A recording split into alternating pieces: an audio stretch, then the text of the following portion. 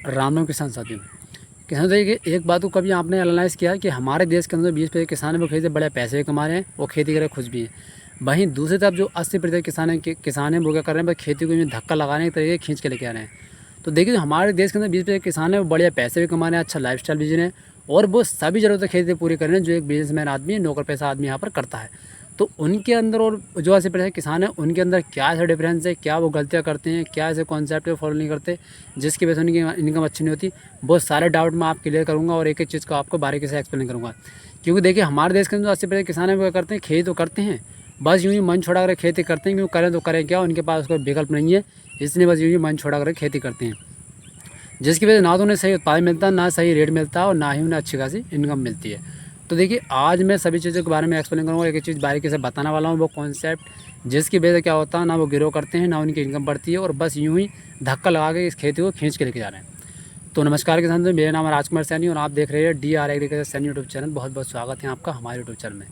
किसान देखिए, मैंने भी खेती स्टार्ट की थी, 10-12 साल की उम्र में खेती स्टार्ट की थी, क्योंकि उस समय ऐसी कुछ मजबूरियाँ थी जिसकी वजह से अपन को कष्ट उठानी पड़ी।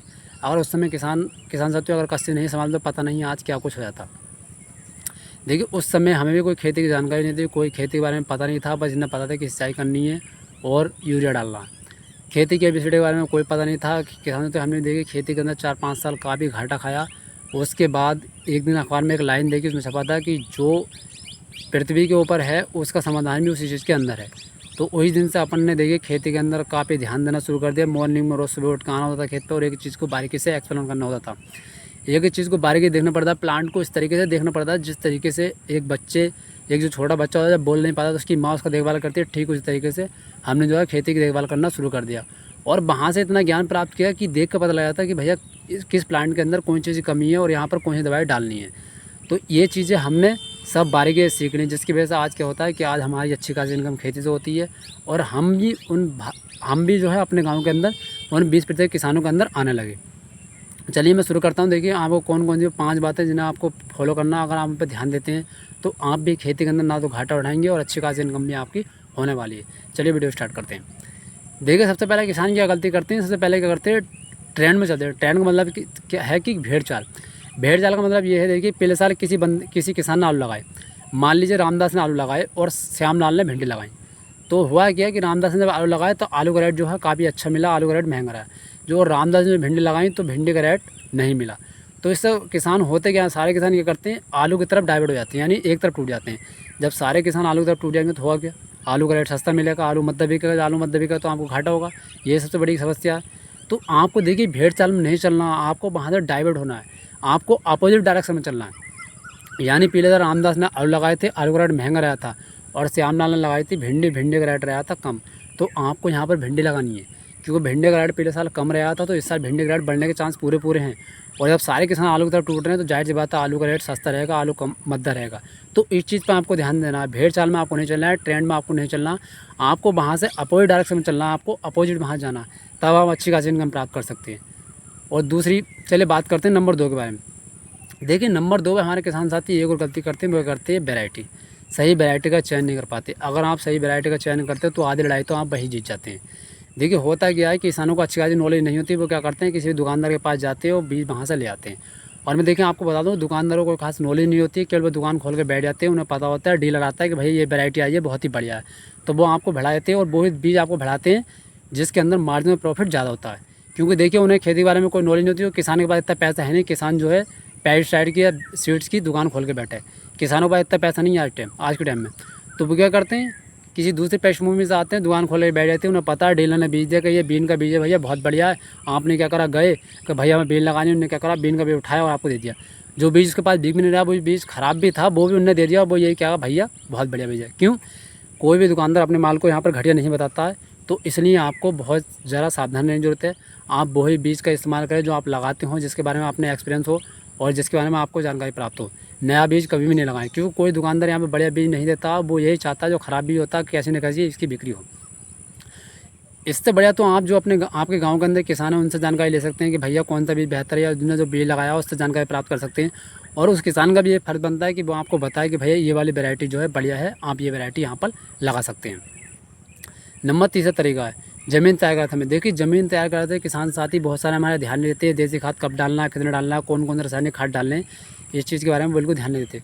क्योंकि देखिए उन्हें इस चीज़ के बारे में कोई ज़्यादा पता नहीं होता, वो क्या करते हैं, फिर वही गलती करते हैं, वो जाते हैं दुकानदार के पास और दुकानदार भैया उन्हें कोई भी खाद बढ़ा देता है। क्योंकि जैसे कि देखिए मैंने आपको बताया किसी भी दुकानदार को इतनी बड़ी नॉलेज नहीं होती है, कोई ज़्यादा पता नहीं होता है। उन्हें केवल ये पता होता है कि इसके अंदर ये फॉर्मुलेशन होता है और ये फार्मूला, ये केमिकल कंटेंट इस काम के लिए आता है। वो करता है आपको उठा कर देता है और आप वो डाल देते हैं, इसकी वजह से नुकसान हो जाता है। तो देखिए आपको यहाँ पर ध्यान देने की ज़रूरत है कि आप अपना आजमाया हुआ खाद डालें और जो आप प्रयोग करते हैं उसी को यूज़ में लें। क्योंकि देखिए दुकानदार ज़्यादा नॉलेज किसान को होती है, क्योंकि किसान उस चीज़ का प्रयोग करता है। तो आप अपने ऊपर कॉन्फिडेंस रखें और जो आपको एक्सपीरियंस है उसी एक्सपीरियंस के थ्रू आप अपना काम करें। अब नंबर 4 पर बात करें। देखिए नंबर 4 पे बात आती है कि आप जब भी फसल लगाएं या तो मेड़ पे लगाएं या फिर बेड पे लगाएं। सिंपल या समतल जगह में कोई फसल लगाएं, क्योंकि देखिए मेड़ पे लगी हुई फसल या बेड पे लगी हुई फसल समतल जगह के मुकाबले बहुत ही अच्छी होती है। क्योंकि देखिए उसकी जो जड़ें होती हैं वो केवल सिंचाई को हल्की सोखती हैं। वहीं अगर समतल जगह की बात करूँ तो वहाँ पर क्या होता है कि जो पानी ज़्यादा भरता है, इस वजह से फसल जो है ग्रोथ नहीं कर पाती और अच्छी खासी फसल भी आपके यहाँ पर नहीं होती। तो ये गलतियाँ आपको कतई भी नहीं करनी है। आपको जो फसल लगानी है तो मेड़ पे लगानी है या फिर आपको बेड पे लगानी है, या आप मल्चिंग पेपर पर लगा लें तो बहुत ही अच्छा रहेगा। तो इस तरीके जो आपको जो फसल लगानी है जिससे आपकी फसल समतल जगह के मुकाबले तेज़ गति से ग्रो करेगी और आपकी अच्छी खासी जो यहाँ पर फसल होगी, और जब अच्छी खासी फसल होगी तो इनकम भी आपकी बढ़ेगी। नंबर 5 में बात कर लेते हूँ। किसान देखिए हमारे सिंचाई व्यवस्था ध्यान नहीं करते, क्योंकि अभी वो क्या करते हैं, पुराना ट्रेडिशनल तरीका अपनाते हैं, जो हमारे बाप दादा अपनाए थे वो इसी को अपनाते हैं। और वो इसी गलती की वजह से क्या करते हैं कि कुछ किसान क्या करते हैं कि पानी काटा उन्होंने छोड़ दिया। तो ये गलती नहीं करनी है आपको अपनी खेती को देखना, अपनी फसल को देखना है कि उसे कितना पानी कब चाहिए। तो आपको अपनी खेती के हिसाब से यहाँ पर सिंचाई करनी है, जिस हिसाब से आपकी खेती जो है पानी मांग रही है। तो उसी हिसाब से आप सिंचाई करेंगे तो आपकी फसल भी अच्छी होगी और आपको यहाँ पर कोई भी नुकसान यहाँ पर नहीं होने वाला। तो इस तरीके से आपको करना है। नंबर 5 में क्या आता है, देखिए नंबर 5 में हमारे किसान क्या गलती करते हैं कि वो फसल भी उगा लेते हैं, बड़े उत्पादन लेते हैं, लेकिन कभी कभी वो क्या करते हैं, उन्हें बेचने का तरीका सही नहीं होता। देखिए आपको क्या करना, उन 20% किसान क्या करते हैं, वो ग्रेडिंग का माल ले जाते हैं, लेकिन आपने माल तो पैदा कर लिया लेकिन आपको बेचने का तरीका बिल्कुल सही नहीं आता। आपने क्या करा, टमाटर हो या आलू, आपने ग्रेडिंग नहीं करी, उसको ऐसी मंडी में ले गए, तो देखिए उसका रेट आपको अच्छा नहीं मिलेगा। आपको हमेशा माल को ग्रेडिंग करके लेके आए। जब आप माल को ग्रेडिंग करके लेके आएंगे तो आपको माल जो है अच्छा बिकेगा और 4-5 रुपये किलो आपका महंगा भी बिकने वाला। और जब महंगा बिकेगा, जब क्वालिटी बढ़िया होगी तो उसकी डिमांड भी काफ़ी ज़्यादा रहेगी। तो ये चीज़ में आपको ध्यान देना, आपको हमेशा माल को क्या करना है, ग्रेडिंग करके यहाँ पर लेके जाना। तो ये आपको करना है। तो देखिए किसानों से मैं तो आपसे ये कहना चाहूँगा कि आप खेती पे बढ़िया से बढ़िया ध्यान रखें, ज़्यादा से ज़्यादा ध्यान रखें और खेती को इस तरीके से पालें जैसे कि एक जो माँ होती है, जो बच्चा उसका बोल नहीं पाता, तो जैसे कि माँ उस पर ध्यान देती ना, ठीक उसी तरह आपको खेती पर ध्यान देने होते। क्योंकि देखिए जब आप बड़े तरीके से खेती पे ध्यान देंगे और किसी चीज़ को बारीक समझेंगे तो आधे से ज़्यादा लोग तो आप खेती को देख के ही बता देंगे।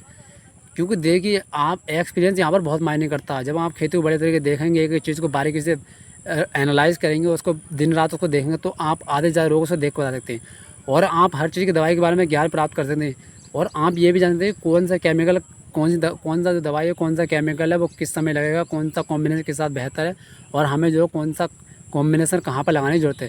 तो ये चीज़ आप खुद ज्ञान कर सकते हैं, खुद प्राप्त कर सकते हैं, तभी आप अच्छी इनकम प्राप्त करते हैं। ये नहीं कि भैया मुँह उठाया चले गए दुकान पे कि भैया हमारे खेत में भिंडी में सुड़ी लग गई है, फला सुड़ी है, तुमने क्या करा, प्रोफेक्स उठा के देख दी, आप लाए, हमने प्रोफेक्स लगा दी, पता चला कि भैया भिंडी का फूल सारा गिर गया। तो इस चीज़ पर आपको ध्यान देनी होती है। इस चीज़ पर आपको ध्यान देनी होती है कि भैया प्रोफेक्स पता तो है मैं सुड़ी के लिए आती है, लेकिन कौन सी फसलों में प्रयोग करनी है ये भी आपको पता होना चाहिए।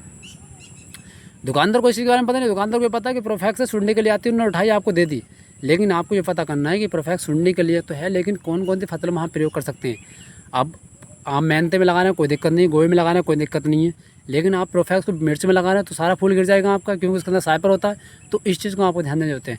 सारे कॉम्बिनेशन को आपको पढ़ने होते हैं, कौन से अंदर क्या कॉम्बिनेशन होता है, क्या फॉर्मूला होता है, EC, SC, SP क्या होते हैं, इसकी जानकारी आपको खुद प्राप्त करनी होती है। ये आपको कोई नहीं बताएगा, ये आपको खुद जानकारी प्राप्त करनी है। और ये आप तभी समझ सकते हैं खेती के बारे में बढ़िया जानकारी प्राप्त करेंगे, खेती को बढ़िया तरीके री एनालाइज करेंगे, और जब हम एक एक चीज़ को बारीकी देखेंगे, पढ़ेंगे, तो आपको सारी जानकारी यहाँ प्राप्त हो जाएगी और खेती से हम अच्छा खासा इनकम भी प्राप्त कर सकते हैं। तो किसानों की जानकारी पंजाबी वीडियो को लाइक करें, चैनल सब्सक्राइब करें। धन्यवाद।